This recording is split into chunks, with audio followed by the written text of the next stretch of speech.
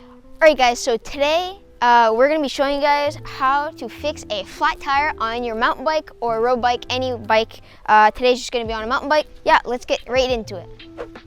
Alright, so if you do not have a purpose-built work stand, you can actually put it and put the bike, flip it upside down, and make sure your seat post is pretty long, usually like over the handlebars, and you should be all set.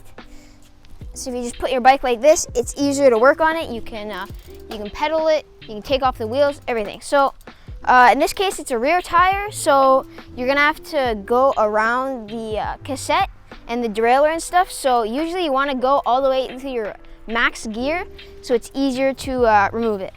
All right, so if you guys have just a quick removal, you just unscrew it.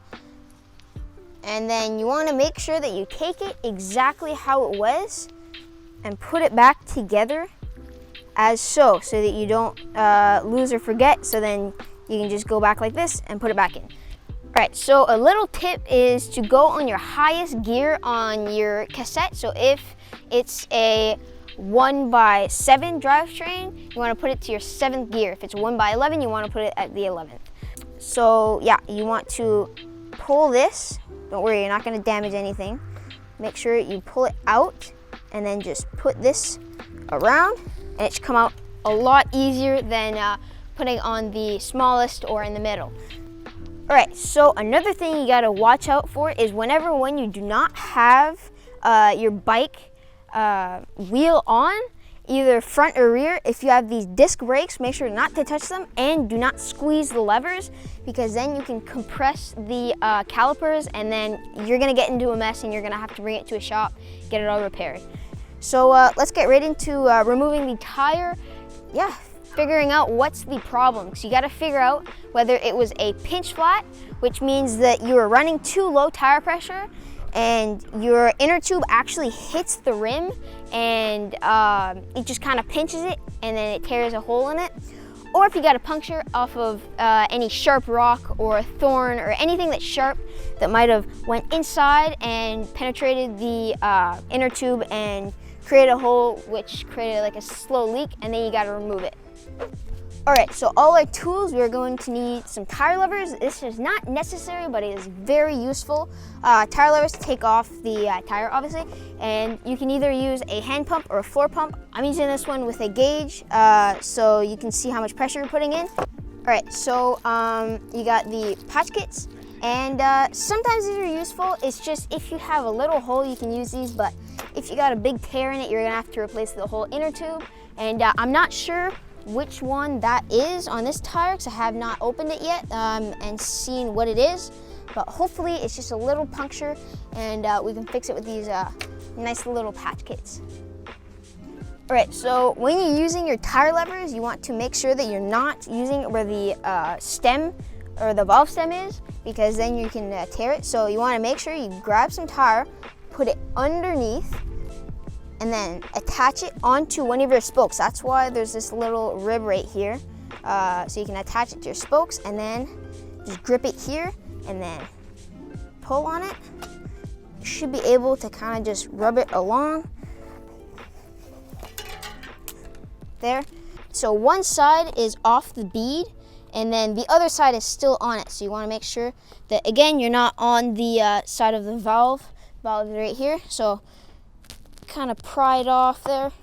Make sure you get one spot off of it. You're gonna have to muscle it sometimes. Sometimes it doesn't want to cooperate. Sometimes it works just fine. But yeah, now we got it off the rim. I just gotta unscrew this. Make sure that all the tools that you are removing, you all put them in a little pile. And make sure that you know what they are for, because if you lose them, then you're gonna be in a mess. So you want to make sure that you are kind of laying it out, and usually if you bought your bike out of a bike shop, usually they put the inner tube linked with the name of the brand or whatever. So you want to make sure that you do not forget that, because when you find the hole in your inner tube, you have to find, if it was a puncture and it was like a thorn, it's still going to be in there. So if you put a new tube in, you're just going to get another puncture after when you blow it up. kind of like that. So now you're gonna wanna take it out. And now we got the inner tube out. Let me try to see if I can like just see it off right now. Oh, what is that? I might have found the culprit. Oh, look, found it. If you guys can't see that, it's right there. Okay, so you want to take your pump and put it inside the valve, then lock it in place, and then just start pumping.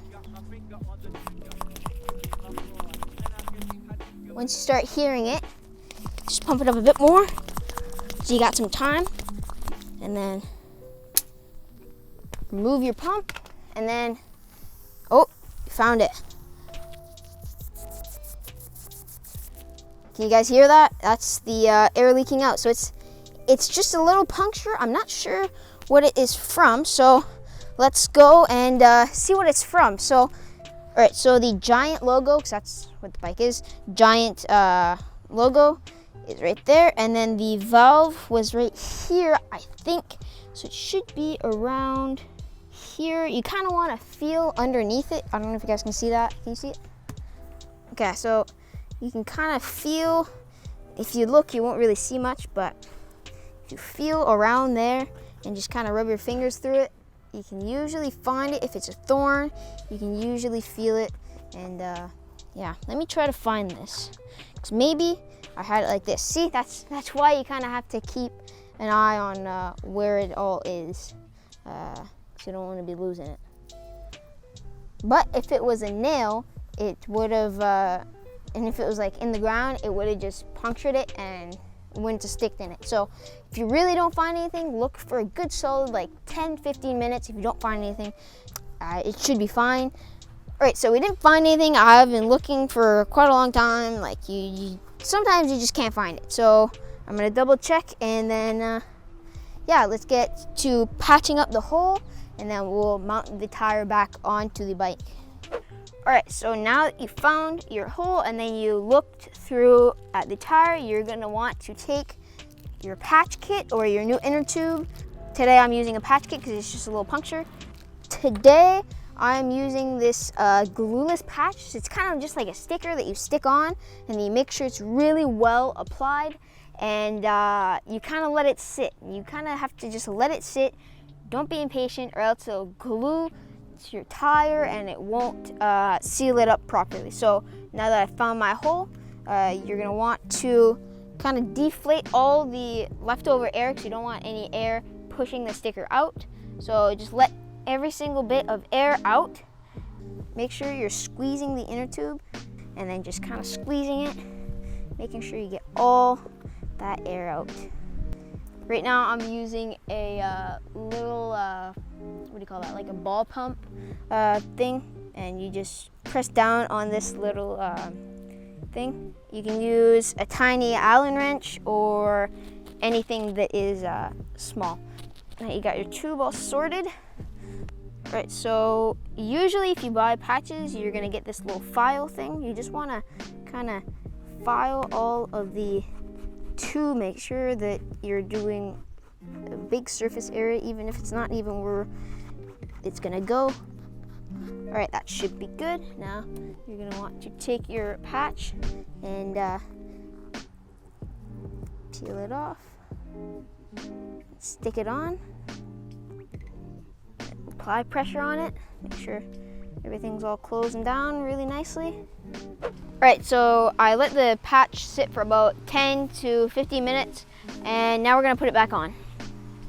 All right, now I got the tire, and we're going to, again, align the valve stem with the tire logo. So we wanna put it in right there. Doesn't have to be perfect, just at least align it where it's kind of like right there on the tire logo. All right, now it's all lined up as perfect as it's gonna be. So almost every single tire will have this direction sign. So you gotta make sure that you align it properly. All right, so you're gonna want to align this, the cog, with the derailleur, and make sure that the arrow is pointing towards the front of the bike. All right, now I got the valve stem through, and then you just want to keep that there, and then you kind of just want to pinch and put in. So yeah, keep pinching it until you get to a point where it's kind of like very tight. See the rim's right there, and the tire's all the way to the end of the rim. Then you just want to take a handful of tire and pull it back. This tire is extremely stubborn, so I'm going to try to use the tire levers just a bit. There we go. Finally popped it in place. Now we got that installed. Now let's see if it holds air. All right, now give it hell with the hand pump. Seems to be holding air. Now, if your tire is not holding air, repeat the whole process. Yeah, or if it's still flat, it might be that you did not find the thing that punctured it in the first place. Usually, this can be a really complicated process.